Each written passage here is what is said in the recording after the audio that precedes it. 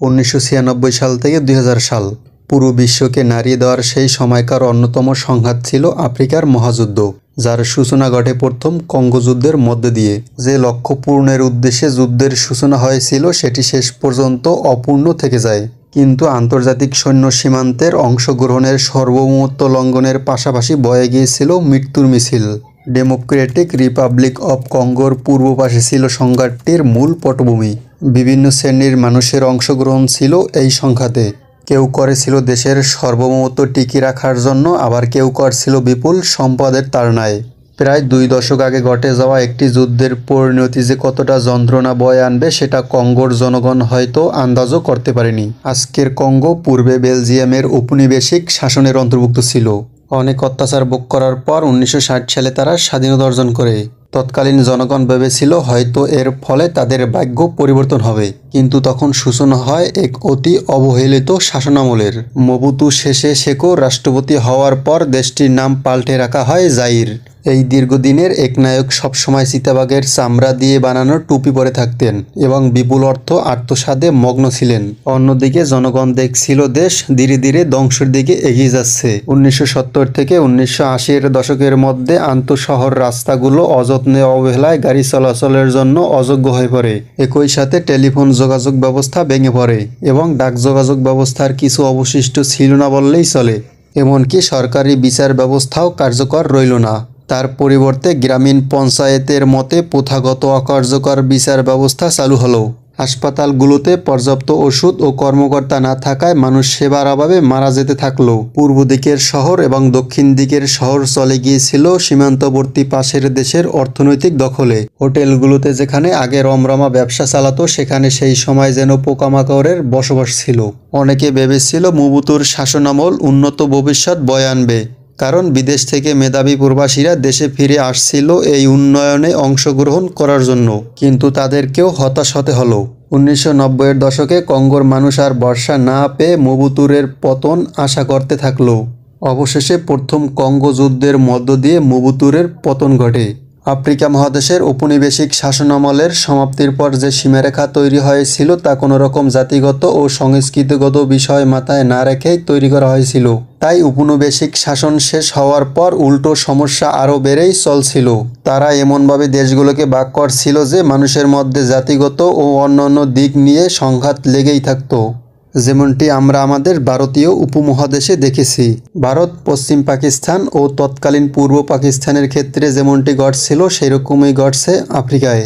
রুয়ান্ডার গণহত্যা সম্পর্কে হয়তো অনেকেই জানি, যেখানে সংখ্যাগুরু হুত জনগণ নির্মমভাবে সংখ্যালঘু তুষ্টি জনগণের উপর গণহত্যা চালায়। এতে প্রচুর তুষ্টি এবং পরবর্তীতে হুত জনগণ প্রাণে বাঁচিয়ে রুয়ান্ডা ছেড়ে আশেপাশের দেশগুলোতে চলে যেতে থাকে।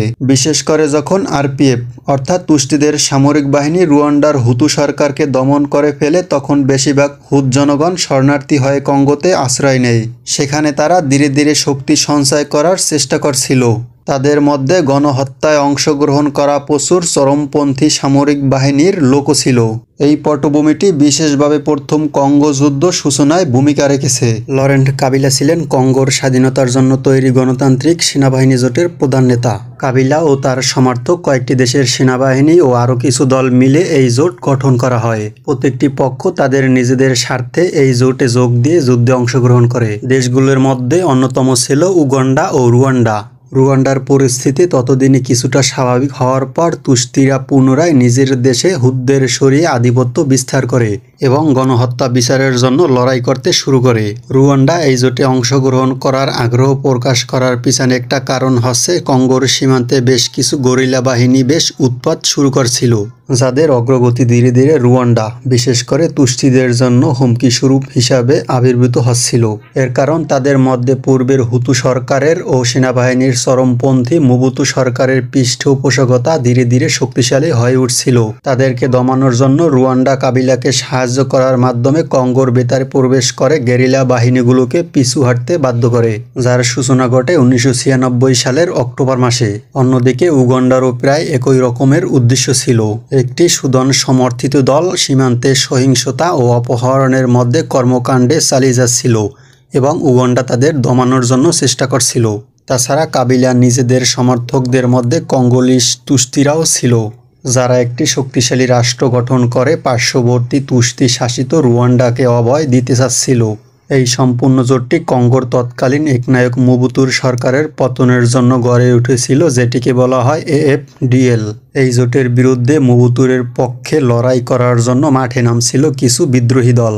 অ্যাঙ্গোলা বাহিনীর একটি দল ইউনিটা, বুরুন্দির একটি বাহিনী এফডিডি এবং কিছু বারাটে বিদেশি সৈনিক। 1996 সালে ডিসেম্বরে নাগাদ কঙ্গোর পূর্বাংশ এই জোট দখল করে নেয়। অতঃপর 1997 সালে মে মাসে তারা রাজধানীর উদ্দেশ্যে যাত্রা শুরু করে এবং অবশেষে 16ই মে মোবুতু শেষে সরকারের পতন ঘটে। এরপর দেশটির নাম পাল্টে জাইর থেকে পুনরায় পূর্বের নাম Democratic Republic of the Congo রাখা হয়। সেপ্টেম্বরের দিকে লরেন্ট কাবিলা কঙ্গোর রাষ্ট্রপতি হিসাবে দেশ পরিচালনা করতে শুরু করে।